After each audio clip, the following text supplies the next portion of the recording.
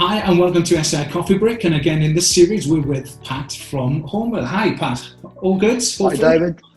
Oh yeah, no complaints. Good.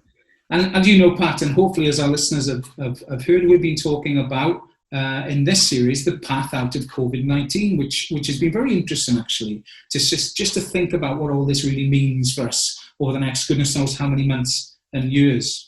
And in this section, we're going to talk about stage 4 in the publication. And in that publication, you talk about stage 4 as efficiency. So that covers automation, reporting, enterprise service management, and the increase in self-service. Always been a thing, isn't it? I think self-service adoption. Certainly has. We'll touch on that, right? I think the first question is, and I know that you guys center on ESM as a thing. So in enterprise service management, why is it so critical right now? Why is it so critical right now? Right, simply because you're going to have, so IT has a challenge here in terms of the technology it has to address to return to work and kind of actually devising digital solutions that are fit for that new normal. And it's going to be, the backdrop is going to be cost containment. There's going to be redundancies, that type of thing. So that's the challenge, that we have to be able to manage that, and we have to weed out those kind of really low value, the high volume, but low value interactions that service desks actually have to address. Now, from a HR perspective, they're going to be swamped. And HR teams, it's shocking the number we've seen that actually have they're managing everything through shared mailbox with spreadsheets and manual forms and intranet links that basically give you processes to hire staff or whatever it is. That's not sustainable. And in IT, back when I started, that's what people were doing. They might not have had a service management tool. They were managing with an Excel spreadsheet or something along those lines. And it's shocking to me that given how far service management tools have come on, that we still find organizations where their IT team is using this great service management tool. HR is struggling, facilities struggling, legal struggling, et cetera, et cetera. So I think the whole aspect of service management, if you want to show the business that you're actually delivering value to it, if you can solve some of those problems, the whole perception of what you do and how you do it just goes through the roof. It really does. And it changes. And we've seen it within our customers. There is one of our customers, they're quite a progressive organization called Vinci Construction. Darren Rose is their IT service director, and Darren was explaining to me his approach to enterprise service management, which effectively is whenever their service desk engages with another part of the organization where they're expressing a specific problem for them, what he does, he thinks, actually, we could probably help them with that. So what he does, he logs it as an opportunity within Hornwell on a Kanban style board. And then he goes through his list of opportunities and basically looks to deploy service management tools to help that part of the organization to solve very specific problems. Now, last year, they won our Project of the Year award for a different reason, but they also won an innovation award within their own organization because how they're approaching these things. So if you want to get noticed, don't go and water your own garden while your house is on fire. Come in, put out the fire and redecorate, and it's the rest of the organization you need to be addressing and those challenges, and that's IT value just doing that. That's interesting, isn't it? We've touched upon that over the last videos in at points, and I think promoting the value of IT, promoting what you do by engaging with other parts of the organisation, and we've all seen it.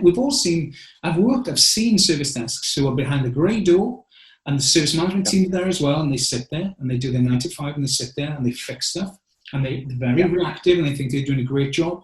But if you can't, as we've mentioned, when you come down to whatever cost-cutting exercises need to happen in organisations soon, it's the organisations who really haven't promoted or engaged that are going to probably suffer the most, I think, when it comes down to this type of stuff that we're talking about. So that's going to be, in some cases it may be a bit too late, I don't know, but I think it's something that organisations really, IT in an organisation need to start thinking about if they're not already. We also talked about, in relation to enterprise service management, siloed cultures, right? And I was wondering, what do you think about COVID-19's impact on finally destroying silo mentality? Do you think that COVID-19 is the catalyst which is going to finally stop the siloed thinking in organizations? I think it's going to have to, because we can't allow, the first thing is the waste that happens through those silo practices and other people not being up to speed. So the idea that we can kind of tackle our own problems, sequentially resolve them, and make things better for ourselves without actually taking a look around us and understanding what's our value, what's the value we offer out to the rest of the organization. And the only way you can do that is by understanding what other teams do, understanding their objectives, and understanding how you can help them achieve those objectives. So that to me is, siloed practices were invented because that was the kind of the best way to work at the time. And what happened is the world has changed, and those silo practices are still in place. They're absolutely still in place. I mean, you mentioned enterprise service management, you mentioned self-service being a classic case.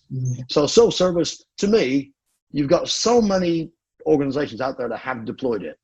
And what's the adoption? SDI gave us a stat last year, something like 20% or adoption rate. Tell you honestly, we've got a lot of data, and because it changes, right? Depending on the data we capture, changes. But the organizations that I've worked with, when we talk about self-service, very, very rarely do they get over 10% to 11%. Very rarely. Right. Wow. Usually they're in single figures. Honestly, that's them now. And they've got the technology in, but it's just the link between having the technology and whether it's a user acceptance thing, whether it's a user experience thing, whether it's a cultural thing, whether it's a demographic, whether it's the promotion and marketing of the service as a value thing for a user. I don't know, right? But it depends on the organizations, but usually I see less than 5% uptake on adoption, honestly. Well, my take on that would be, and certainly from seeing, because we get the benefit of seeing hundreds and hundreds and hundreds of deployments. So, and what you find is the ones that work really, really well have done it for the right reasons. The ones that don't work so well, the primary goal of introducing self-service is to reduce IT workload and reduce IT costs. Yeah. But the people who are actually going to use it are not consulted. They're told that they need to go there, and that's it. And typically, the user adoption will just, it'll really struggle. As you say, you have to reinforce the message all the time. You also have to make it a place that they don't just go to log tickets. They go because it's a rich source of information around your services, about the health of those services, what's up, what's down. If I can go to self-service, see what's happening with all my tickets, a nice little heads-up display showing me the progress or anything, I don't need to call the service desk. The service desk doesn't want to be taking the call to find out what's happening. So this has to be an experience from the user's perspective, and you need to consult the individuals who are actually going to be using it. The whole idea of Big Bang and stuff, it's an iterative thing. Forget Big Bang, design something. How does that look to you? Would you like some videos on it? Do you want access to these services? Even the ability to search for knowledge. Yeah, if I do a search on a piece of knowledge, I get 3,000 results. I'm probably not going to, I'll use the first 2 or 3 and that's it. Yeah. So the whole idea of tailoring it down so it provides precisely what the people who are going to use it actually needs, and it becomes a rich source of information, it then works. And we've got customers who've switched off email, and actually some of them who switched off phone, and their the customer satisfaction ratings are still through the roof. Wow. Because that self-service experience is just better. And if you think about it yourself, I know with me, if I have to call someone in this day and age to solve a problem, I'm already probably annoyed. I would rather just go into self-service and try and find my own solution and deal with it. It's what we all prefer to use. And if it works, you don't have to speak to a person. Yeah, I agree. And I think, I think more than ever, I think if you look, we talk about measurements in outcomes in one of the last ones. And I think certainly seeing people talk about new KPIs and new measurements in relation to that. Yeah. So if you look at deflection rates, if you look at sort of the percentage of Wright categorized incidents or tickets, right, or requests, or the right resolver group, a percentage of I mean, these aren't new, they're not new, but I think if you talk about the value and the metrics, those I can see those rising up the rankings of which are the more important ones as we continue the journey, the path out of COVID-19. Yeah, especially deflection through automation and self-service. But that's the thing, deflection to automation and self-service. So it's the automation and integration piece that I think we're not particularly good at. And I think the reason for that is historically robotic process automation, developing and maintaining that was just a mission. It involved serious skills, serious cost, serious effort. That's no longer the case. So you've got open APIs on these tools these days, point, click, boom, boom, boom, done. Now, if you were talking to your business about the number of calls you've had through self-service, to be honest, they don't care. These metrics concern us, but our business is not worried about them. If you're talking about if you're talking about things like joiners, levers, software updates, and basically you're saying to your organization, we have saved X number of hundreds of thousands of pounds by basically, but not only that, it's not just saving, it's the capacity it then gives you to go and do other stuff that's more important, like the enterprise service management stuff we were talking about earlier. Yeah, I couldn't agree more. And you're right. I think there's an accumulation effect of the right metrics to produce a bigger result, and I think it's rethinking some of that a bit. I think it's rethinking actually what it does mean. And when you talk about value, what it means from a value perspective. Put a number at the end of these metrics, and you shove that in front of a board, they're gonna I think they'll understand that more effectively, So that's really interesting. Maybe let's think about the last question on this one then. And again, reading, about that efficiency thing, do you think we'll see a sort of a focus on different methodologies, right? So do you think we'll see more people looking for new ways of doing stuff when we talk about efficiency? So maybe new ways of thinking, maybe new focus like systems thinking, maybe more adopting more of a lean approach to what that means in an organization, removal of waste. So do you think that will become more of a, instead of following a process document or document a process document or whatever, using things like that, different ways of thinking to improve efficiencies? And if so, how do we go around approaching that? How do we look for new ways in an organization to try and adopt some of that thinking? Because we can't keep doing the same old stuff. We can't. We talked about that. No. Yeah. So do you think we'll see some of that slightly different way? So move away from, right? And I'm not move away from adapting what we think of standard practice, best practice, to new stuff, or maybe even just blending it with new stuff or different ways of thinking. I don't know. What do you think? I think that what's happened with the frameworks over the last little while is interesting because, ITIL 4, for example's sake, is leaps and bounds better in terms of its approach, in terms of the whole kind of service value chain and stuff like that, and the whole principles. Yeah, that were the 9 principles in 3, and they're now to 7. And start where you are, focus on value. The whole idea of collaboration. Promoting visibility. These are things that are basically principles. And I think what's happened is we've been locked into frameworks for years.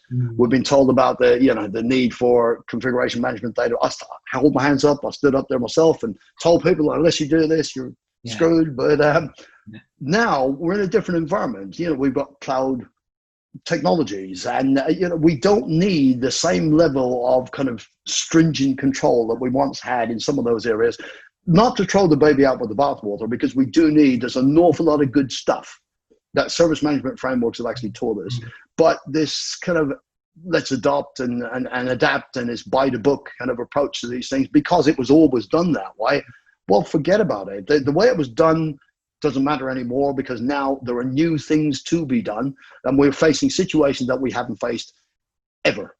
And I do think new approaches are needed. So more iterative approaches, faster approaches, and the whole idea of experimenting, trying, failing, trying again. This is the level of innovation, the level of disruption that we can now do with technology, and that pedestrian pace of change and the focus on frameworks. That's behind us now. I think there's still value to be got from them. They're not going away, nor should they. But we need to start thinking for ourselves and start thinking for our own business and what's right for our business, and just take a more kind of a braver approach, a more innovative approach. Yeah, I think you're absolutely right, and I think you're right about Outlook 4 as well. I really like Outlook 4, and I think organisations thinking their way out of this thing is going to be really important, isn't it? Thinking out of this, not just picking the book up, and we'll come on to that in the next one. Picking the book up and saying, right, we'll do this because the book says it. thinking the way out of it. And I think, yeah, some of the cleverer, some of the more creative organizations, I think, because I keep saying this, that I believe that real service is creative, you know. And I think I'd like to see we see more of that. I got this thing about, you know, we need more hippies in IT service management. We need more hippies, right? So I'm hoping to see more hippies, Pat, man, you know. Yeah. Good. Absolutely. They have to go somewhere. Usually nice people. Usually nice people, so we'll have those. Yeah, I agree. Good. All right, we're going to finish on that one, look, and we're going to come on to the last video, the last vlog in this series on the next one. So please join us for that one.